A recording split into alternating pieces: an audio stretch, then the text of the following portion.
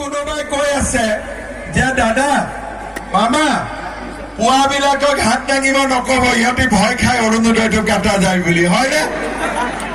যি নহওক কাৰ কাৰ মিছেছে অৰুণোদয় পোৱা নাই? তোৰ পোৱা নাই? তাৰ বোলে মিছেছে অৰুণোদয় পোৱা নাই, তই পাইছ বাবা? ঠিক আছে, কাটাও গল, হে ভগৱান ন। এতিয়া এইবাৰ ইলেকশ্যনৰ পিছত মই এটা নতুন নিয়ম কৰিছো। ৰেচন কাৰ্ড কাৰ কাৰ আছে হাত দাঙকচোন। চবৰে আছে হয়নে? তোৰ কাটা গল যদিও ঘৰত ৰেচন কাৰ্ড আছে আছে। এইবাৰ ইলেকশ্যনৰ পিছত যিমান মানুহৰ ঘৰত ৰেচন কাৰ্ড আছে সিমান মানুহক মই অৰুণোদয় আঁচনি দিম। কোনো সিলেকশন নাই, একো নাই।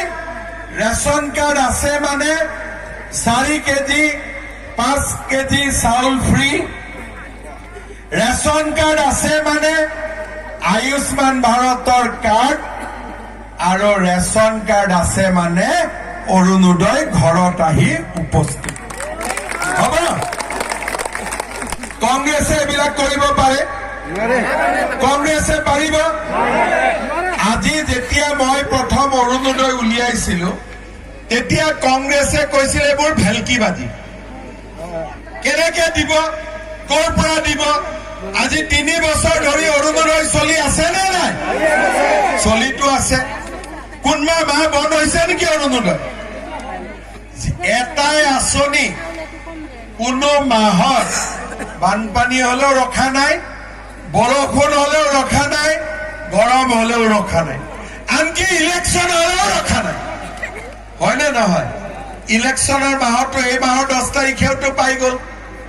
এনে ইলেকশ্যন আহিলে বন্ধ হৈ যায়, কিন্তু ইলেকশ্যন আহিলে অৰুণোদয় বন্ধ হয়। এইবাৰ মই আপোনালোকক কথা দিছো, আপোনালোকৰ সকলোৰে ঘৰত অৰুণোদয় আহি উপস্থিত হৈ যাব। মোক কি দিব অৰুণোদয় পালে? কি ভোট দিব? কি দিব? কি দিব? হায়েষ্ট ভোটত জিকাব। এইফালে কৈ আছে ভোট দিম, এইফালে কৈ আছে যে হায়েষ্ট ভোটত জিকাম। ভোটটোতো মোদীজীক দিবই, ভোটটোতো দিলীপ শইকীয়াক দিবই। মোক বেলেগ নালাগে, আপোনালোকৰ গাঁৱত গলে নাৰিকল লাৰু কেইটামান খুৱাই দিব। হ'বনে? একদম মহিলাসকলে যেনেকে আমাৰ গোৰ্খা ভণ্টিসকলে চেল পিঠা বনাই লয়, তেনেকে মহিলাসকলে ধুনীয়া নাৰিকল লাৰু বনাই মোক খুৱাই দিব। হৈ গল, সেইটোৱে মোৰ খোজ হৈ যাব। লাখপতি বাইদেউৰ ফৰ্ম কোনে কোনে ফিল আপ কৰিছে? তই কৈছা মাই? ঠিক আছে। আৰু কোনে কোনে লাখপতি বাইদেউৰ ফৰ্ম ফিল আপ কৰিছে? অলপ কম কৰিছে নেকি? দিয়ক হাতখন দাঙকচোন, কোনে কোনে কৰিছে মই চাম। এইফালে কৰিছে যিবিলাকে, শুনি লওক, যিবিলাকে লাখপতি বাইদেউৰ ফৰ্ম ফিল আপ কৰিছে 2 এদিনতে তেওঁলোকৰ বেংক একাউণ্টত পুতুং কৰি 10,000 টকা জমা হৈ যাব। 10,000 টকা পোৱাৰ পিছত আকৌ গিৰিয়েককেইটাক দি নিদিব পইচাটো, হ'ব? আকৌ যদি গিৰিয়েকে বিজেপিক ভোট নিদিয়ে দিব? দিব? মই এটা বুদ্ধি দিওঁ, গিৰিয়েক বিলাকে বিজেপিক দিব, সেইটো ঠিক আছে, কিন্তু লাখপতি বাইদেউৰ টকাটো যেতিয়া আহিব 7 দিন আগতে মই আপোনালোকক জনাই দিম যে 1 তাৰিখে পইচাটো আহি যাব। আপোনালোকে গম পালে যে 1 তাৰিখে পইচাটো আহিব। 7 দিন আগৰ পৰাই গিৰিয়েক বিলাকৰ লগত কাজিয়া পেচাল নকৰিব ঘৰত, হ'ব? আৰু গিৰিয়েক বিলাকক 7 দিন আগৰ পৰা গৰম গৰম ভাত মৰম কৰি খুৱাব। তেতিয়া আৰু টকাটো সোমালেও খবৰ নকৰে। মই কিয় কৈছো এই কথাটো? এই যে 10,000 টকা সোমাব, 10 গৰাকী মহিলাই একেলগ কৰিলে 1 লাখ হ'ব, আৰু নিজৰ লগত ৰাখিলেও 10,000 হ'ল।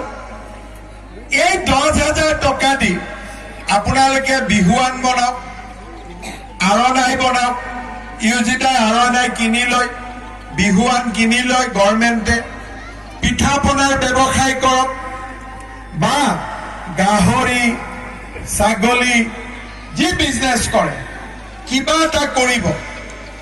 যিসকলে এই 10,000 টকাটো ভাল কৰি ব্যৱহাৰ কৰিব তেওঁলোকৰ বেংক একাউণ্টত আমি আকৌ 25,000 টকা আপোনালোকৰ বেংক একাউণ্টত আমি সোমাই দিম। প্ৰথম হ'ল 10,000, তাৰ পিছত হ'ল 25,000।